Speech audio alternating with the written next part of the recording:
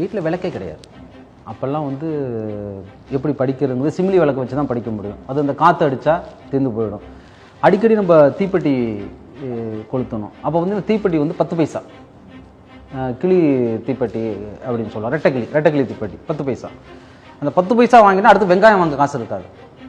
So ஒரு night முழுக்க அந்த விளக்கில் படிக்கணுன்னா கூட தீப்பெட்டியும் ஒரு தீப்பெட்டி 10 பைசா தீர்ந்து போயிடும். அந்த சிமிலி விளக்கில் மண்ணெண்ணையும் தீர்ந்து போயிடும். மண்ணெண்ணெய் தீர்ந்து போச்சுன்னா அசூரன்ஸ் அடுத்த நாள் கியூவில் நின்னா கூட மண்ணெண்ணெய் ரேஷனில் கிடைக்குமா கிடைக்காதாங்கிறது ஒரு அசூரன்ஸ். இதுக்காக நான் என்ன பண்ணிட்டேன், ரயில்வே ஸ்டேஷனில் மட்டும்தான் 3 ஃபேஸ் கரண்ட், 24 ஹவர்ஸ் கரண்ட் இருக்கும். பக்கத்தில் எந்த ஸ்டேஷனு? பக்கத்தில் பூதலூர் 1.5 கிலோமீட்டர். நாங்கள் இருக்க அந்த கிராமத்துலேருந்து இந்த பூதலூர் ரயில்வே ஸ்டேஷனுக்கு 1.5 கிலோமீட்டர். அதுக்காக நான் என்ன செஞ்சிடறேன், காலேஜ்னு வந்த பிறகு நான் ரயில்வே ஸ்டேஷனுக்கு போயிட்டு ஒரு பெட்ஷீட் எடுத்துகிட்டு போயிடுவேன்.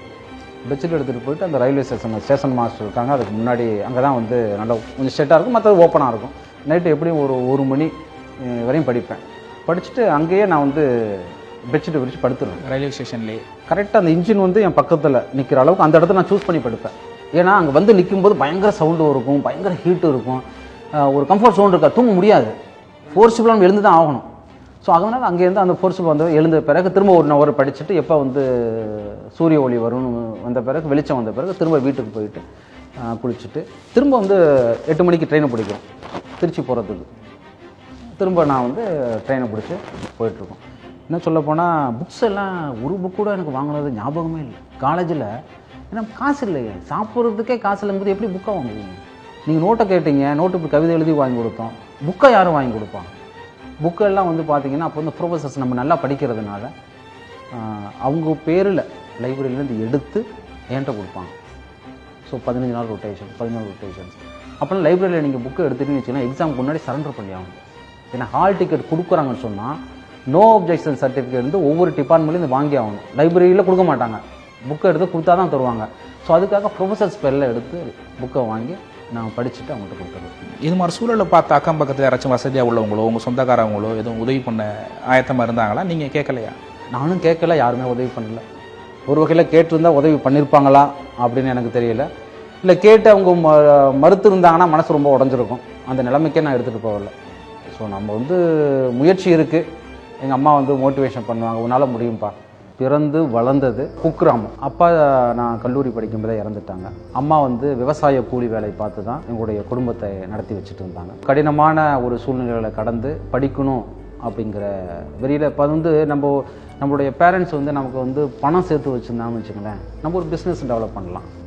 இல்லை வேறு வகையில் ஒரு செல்வாக்கு, அரசியல் பலம் அப்படி இருந்தால் கூட ஏதோ செல்வாக்கு மூலம் வந்துடலாம். நமக்கு எந்த பலமுமே கிடையாது. இன்னும் சொல்ல போனால் பார்த்தீங்கன்னா எங்கள் வீட்டில் ஒரு நாளைக்கு ஒரு வேளை தான் அடுப்பெரியும். அந்த ஒரு வேளை அடுப்பெரிய வச்சு தான் 3 வேளையுமே நாங்கள் சாப்பிட்டுட்ருக்கோம். அந்த மாதிரி ஒரு சூழ்நிலைக்குன்னா ஒரே ஒரு நமக்கு ஆதாயம் வந்து படிப்பு தான். படிப்பை வச்சு தான், கடின உழைப்பை வச்சு தான் நம்ம முன்னேற முடியும் அப்படிங்கிறத எங்கள் அம்மா அடிக்கடி என்கிட்ட சொல்லுவாங்க.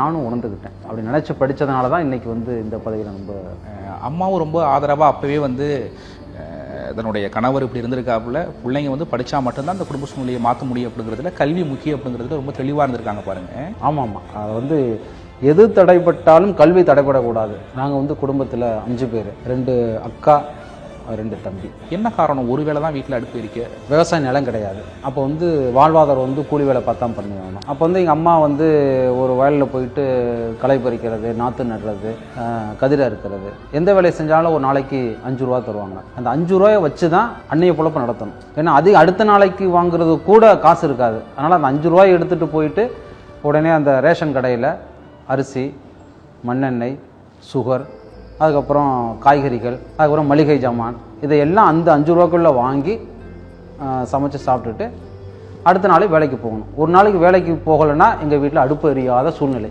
இதுக்கிடையில் கல்லூரியும் நான் படிச்சுக்கணும். இப்போ பார்த்தீங்கன்னா ஒரு நைட்டு மட்டும் தான் நாங்கள் சமைப்போம். சமைச்சிட்டு அன்னைக்கு மட்டும் தான் சூடாக சாப்பிட்றது. அதே சாப்பிட்டுட்டு அதில் வந்து தண்ணி ஊற்றி வச்சுருவோம். தண்ணி ஊற்றி வச்சுட்டு அடுத்த நாள் வந்து பழையதுன்னு சொல்லுவோம். பழைய சோறு, அந்த பழைய சாப்பாடு. ஸோ அதுக்கு தொட்டுக்கிறதுக்கு கூட்டுக்குன்னா ஒன்றும் வழிவகை வாய்ப்புகள் கிடையாது. அதனால் என்ன செய்வோம், நம்ம மாமரங்கள் நிறையா இருக்கும் கிராமத்துலலாம். அப்போ வந்து நீங்கள் சின்ன பிள்ளை நானாக படிக்கும்போது எல்லா மாமரத்துலேயும் கல் விட்டு மாமரம் அடிச்சுட்ருப்போம். ஸோ கல் விட்டு மாங்காவை அதை எடுத்து பொறுக்கிட்டு வந்து அம்மாட்ட கொடுக்குறது. ஸோ அவங்க அரிஞ்சு இந்த உப்பை வச்சு அடமாங்காய் அப்படின்னு போட்டு வைப்பாங்க. ஸோ அதனால் வந்து தினந்தோறும் பார்த்திங்கன்னா அந்த காலையில் பழையதை வந்து அடமாங்காய் வச்சு சாப்பிட்டுக்கிட்டு அதே பழையதை தண்ணியை வடித்து ஒரு டிஃபன் பாக்ஸில் வச்சுட்டு காலேஜுக்கு எடுத்துகிட்டு போகிறது மதியான சாப்பாட்டுக்கு. அப்படி பழையதை எடுத்துகிட்டு போகும்போது பார்த்தீங்கன்னா அது நீர்த்து போயிடும், தண்ணி வந்துடும், சோதனை ஆகிடும். ஆமாம், சோதனை ஆகிடும், தண்ணி வெளியில் வந்துடும். அந்த புக்கை நனைச்சிடக்கூடாதுங்கிறதுக்காக ஒரு பாலித்தீன் பையை போட்டு நல்லா டைட் பண்ணி கட்டி எங்கள் அம்மா வைப்பாங்க. ஸோ அதனால் அந்த மாதிரி வாழ்க்கை தான் அப்படியே தொடங்கியது என்னுடைய வாழ்க்கை. ஒருவேளை அடுப்பு எரிஞ்சாதான் அப்படின்னா அன்னைக்கு வந்து அம்மா போகலை அப்படின்னா 5 பேர் வீட்டில் இருக்கீங்க, அவங்களுடைய நிலைமை வந்து மறுநாள் வந்து பட்னி தான் இருந்தாகணும், அது மாதிரி சூழ்நிலை இருந்திருக்குங்களா? நிறைய நாட்கள், அதாவது நிறைய நாட்கள் வந்து சம்டைம்ஸ் பார்த்தீங்கன்னா விருந்தாளி வந்துடுவாங்க. ஸோ நம்மளுடைய வறுமையை அவங்கள்ட்ட சொல்ல முடியாது இல்லையா. ஒரு விருந்தாளி வந்துட்டால் அவங்களுக்கு சாப்பாடு போட்டுட்டு எங்கள் அம்மா வந்து சாப்பிடாம அந்த வடித்த கஞ்சி இருக்கு இல்லையா, அந்த வடித்த கஞ்சியில் உப்பு போட்டு அவங்க குடிச்சிருவாங்க. ஒரு சில நேரம் வந்து பார்க்கும்போது பார்த்தீங்கன்னா ரேஷன் கடையில் க்யூவில் நிற்கும், கிடைக்காமலும் போயிடும். அதுக்காக வந்து அரிசியை கடனை வாங்குவோம் பக்கத்து வீட்டில். ஒரு படி அரிசி, அரைப்படி அரிசி, ஒரு படியோடு யாரும் கொடுக்கறது கிடையாது, காப்படி அரிசி அப்படி தான் கொடுப்பாங்க. கடனாக வாங்கி நாளைக்கு கொடுப்போம் அப்படின்னு சொல்லி இந்த காசை வச்சுருந்து அடுத்த நாள் வாங்கும்போது சேர்த்து வாங்கி அவங்களுக்கு கடனை ரிட்டர்ன் பண்ணிடுறது.